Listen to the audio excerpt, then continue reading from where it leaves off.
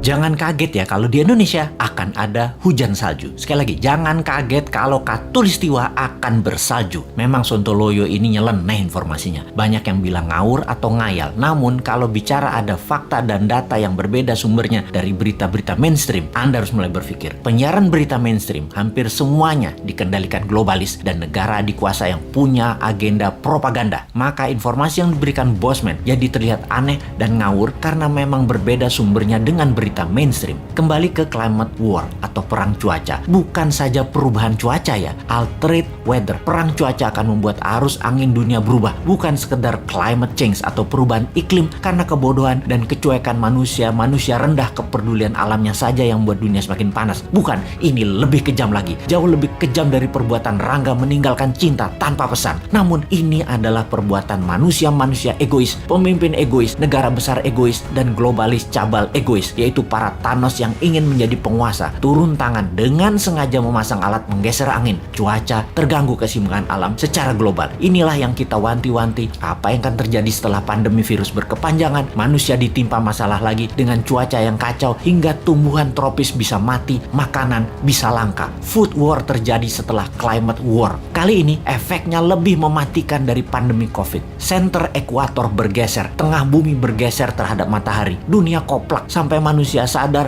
bahwa kita punya common enemy atau musuh bersama, yaitu alam yang tidak dipelihara. Seperti tubuh manusia tidak dipelihara di usia senja, berbagai penyakit dideritanya. Ternyata sahabat, ada fakta lain kalau kita ingin membalik semua keadaan tersebut. Banyak buktinya. Misalnya, ada seseorang di usia 65 tahun baru mulai hidup sehat. Di usia 80 tahun usia biologisnya, tetapi body age-nya seperti orang berumur 30 tahunan karena dirawat dengan baik walaupun mulainya dari umur 65. Dia makan sehat, olahraga, dan lain sejenisnya. Sekali, padahal selama 65 tahun hidupnya berantakan, namun ketika diputuskan berubah 180 derajat, balik arah, semua bisa jadi muda lagi, sehat lagi. Dunia pun sama. Selama ini dunia tidak dirawat oleh manusia, maka penyakit bumi itu banyak. Hal inilah yang membuat bumi menua dengan cepat dan menjadi renta. Tapi bukan tidak bisa disembuhkan. Bisa, selama kita semua sepakat berjuang memperbaiki. Indonesia di tahun 2045 adalah pemimpin yang akan memimpin perbaikan alam dunia ini semua. Untuk itu, New Mind selama 24 tahun ke depan hingga tahun 2045 akan pegang kendali utuh, menyelesaikan masalah dalam negeri dan luar negeri, menyetop kegilaan Amerika dan Tiongkok, serta menyetop globalis cabal. Ini bukan impian kosong, ini mungkin impian segelintir orang awalnya. Namun ketika 1 juta orang percaya, akan jadi collective belief. Ketika 10 juta orang pertama, kekuatan keyakinan makin besar, dan ketika 100 juta orang percaya, maka Indonesia akan bergetar. Ketika 270 juta orang Indonesia percaya, Indonesia menang. Dan ketika 1 miliar manusia percaya, dunia semakin sehat. Ketika 5 miliar manusia sepakat, maka dunia damai selamanya. Saat ini silahkan kalian percaya dengan pejabat yang mendukung penyedot nikel dari tanah air tercinta ini hingga 3 tahun ke depan supaya musnah cadangan nikelnya. Silahkan dukung. Tapi kalau mau Indonesia baru, dunia baru, siapkan konsep bernegara yang membuat Indonesia akan menjadi negara superpower. Ubah pola pikir lama dan semua pejabat incumbent termasuk yang mencalonkan di tahun 2024 yang dari incumbent. Mereka semua pikirannya lama. New Mind,